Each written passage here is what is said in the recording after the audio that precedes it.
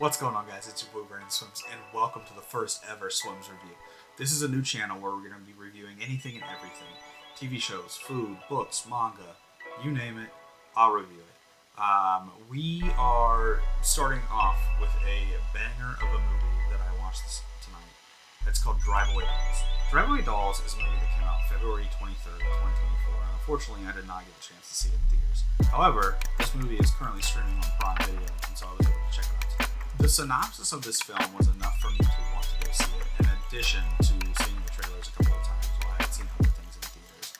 I think it's a movie that it's not super deep at all. Like I said, it's an LGBTQ comedy, and there's a little bit of like crime thriller in there, but it's nothing like over the top. It's not like John Wick. The thing that I really wanted to see in this movie is I really like Beanie Feldstein's performance in Lady Bird, and once I saw she was in this, and she's kind of one of the main characters, I wanted to see how she performed in this, and I think that I can safely say that she's one of the best parts of this movie, as well as she was of Lady Bird. I think that she's somebody who's very talented as an actress, and she just can be given a part and kind of embody whatever you need her to embody. She plays a cop in this, and she plays Margaret Qualley's ex-girlfriend, and it's kind of cool just to see how that all unfolds.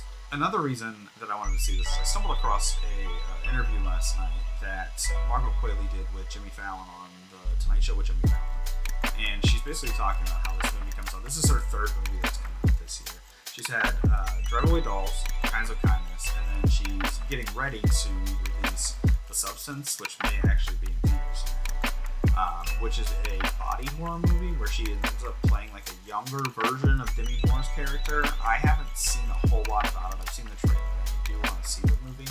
But she was doing promo for it, and she basically was talking on Fallon about how this has been a bad year for her family regarding movies, because there's a lot of nudity in every single movie that she's been in, and that is not a great selling point when you want your parents or your parents' friends, etc., to go see you in a movie and support you. However, that brought my interest back to this movie because I was like, oh, I haven't seen that movie yet, and I remember I started it on Prime a while back. I just never got around to seeing it.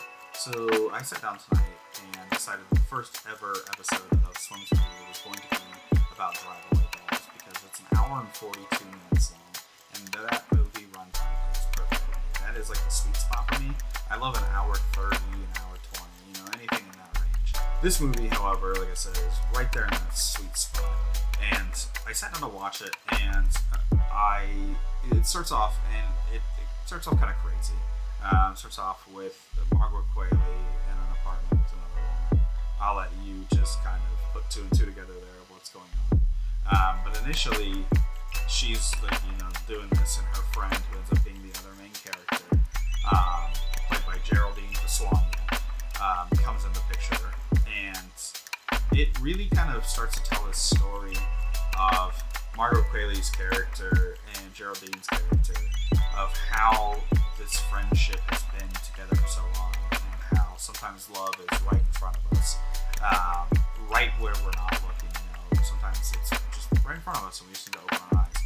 In addition to that, it's got like a funny crime plot to it, where this briefcase ends up in the hands of Margaret Qualley and Geraldine Pasquania's characters, and whatever you think is in that briefcase, I can guarantee is not what is in that briefcase. I'm not going to tell you what it is. I'm going to try to keep all these reviews as spoiler-free as possible. But it is absurd, but it's funny. I really enjoyed this film, and I think ultimately it's a 3.5 out of 5-star movie for me. Just because its runtime is good, the plot is funny and entertaining, but it's nothing that hasn't been done before, and it's not a new movie. It's nothing great that's never been done before, but it is enjoyable. So it's not a bad movie, but it's not, spectacular. So 3.5 is where it's going to lay, in my scale in my box. This has been the first ever review on Swimsreviews. I hope you guys have enjoyed. Leave down in the comments what you'd like to see me review, whether it's like a new meal that comes out, KFC, or a new book, TV series, etc. I would love to do one of these once a week, and I would love to review whatever you guys would like to see. Until next time, guys, this has been Brandon Swims with Swims Review. Peace.